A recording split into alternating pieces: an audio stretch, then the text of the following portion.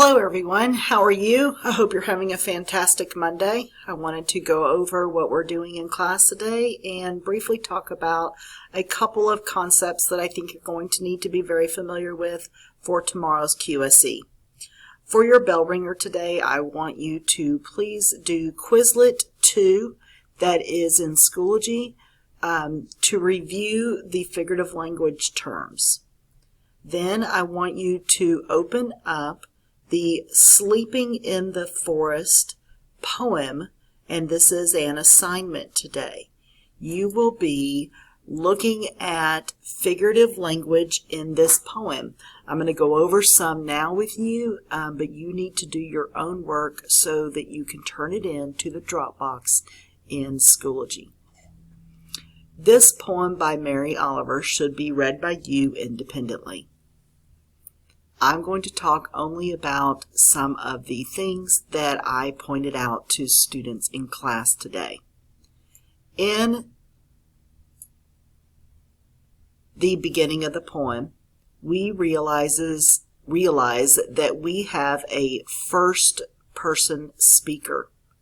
You will annotate using the Add Comment feature, or if it is not visible on your computer, you can either right-click and choose Comment, or you can still highlight again and go up here to Insert and choose Comment. Okay? But that's how you'll do your annotations. In this poem, as I said, we have a first-person speaker.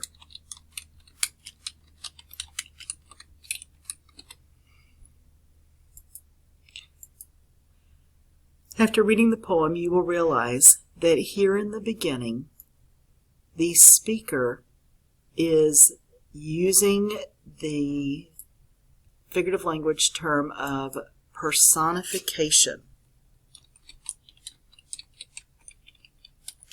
of the earth in this case.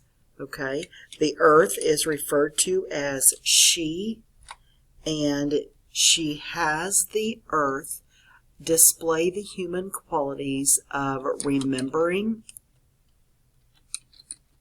which is something that only humans do. Also, that she took me back so tenderly. Not only the took me back part, but to display tenderness is a very human quality. As we continue on, we see that there is a lot of imagery throughout this poem. She says, I slept as never before, a stone on the riverbed, nothing between me and the white fire of the stars. Okay, this is an example of imagery in which the poet uses words to paint a picture or an image for the reader.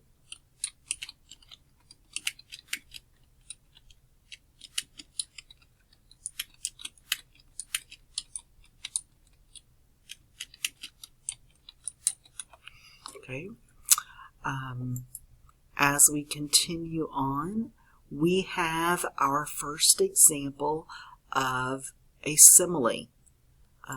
But my thoughts, they floated light as moths among the branches. Okay, a simile is a comparison between two things that aren't really alike. The comparison links the two items together using like or as, and usually finds some quality that they share. In this case, it's sort of the idea of her thoughts floating and the moths floating.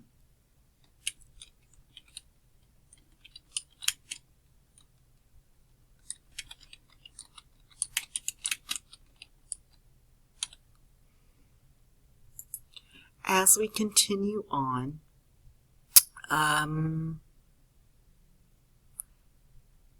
we have another example of a simile. Of a simile. I rose and fell as if in water, comparing her sleep, okay, the rise and fall, to water. And Down here at the very end, we have a little bit of an example of hyperbole.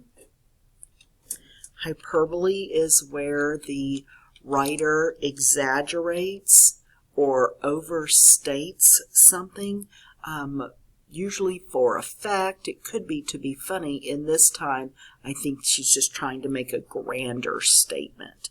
Okay, she did not truly vanish. She did not truly do this 100 times, or a dozen times, I'm sorry. But it sort of catches the reader's attention.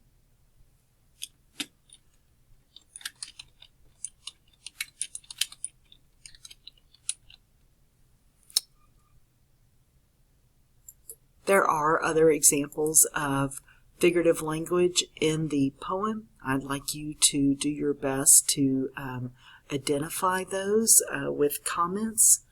Underneath the picture, insert a picture, okay, by going Insert, Image, and search the web, and find an image that you feel best represents this poem or the feelings you had while reading this poem, what is described by the poem. Okay, after you have inserted your image down here underneath your poem, you will upload your work here to the Dropbox. Okay, you should select Submit Assignment Submit Assignment, then Apps, then you'll choose your Google Drive, import the assignment and import the file, and it should load right there in Schoology.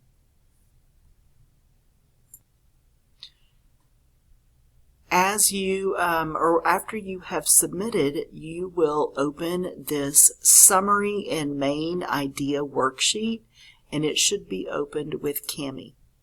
In this one, we review main idea and how we can use the main idea to help us recognize or write a proper summary for a paragraph or piece of text. In this one, after you read it, and you should pause now and do that, you may have noticed that there are certain words that are repeated over and over again throughout this paragraph. We recognize the words circus, trains, and profit or profitable as being repeated throughout there. So before we state the main idea, let's state the topic of this paragraph. The topic of this paragraph is generally about circus trains. Now, to expand this, as it asked in the box, to a main idea related title. So it's asking us to create a title that sort of states the main idea with this, okay? Such as circus trains increase business growth. All right, which sort of includes the idea of profitability and trains and circus. Now, to write a summary, we want to include the most important main ideas.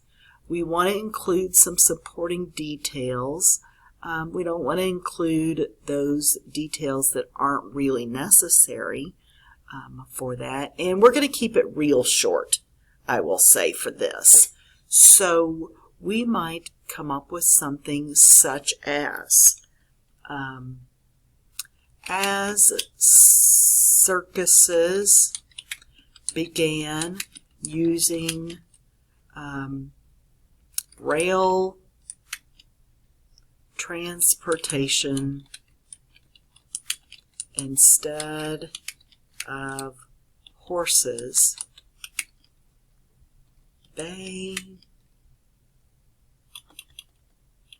go with operators, were able to increase their profitability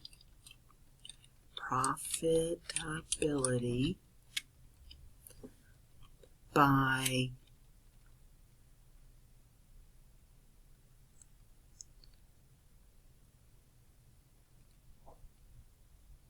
stopping in larger cities since the trains didn't need food and rest like horses. As their profits grew, circuses were able to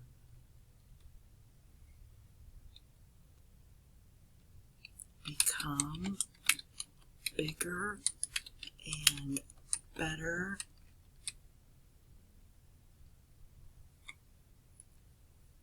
period. Okay,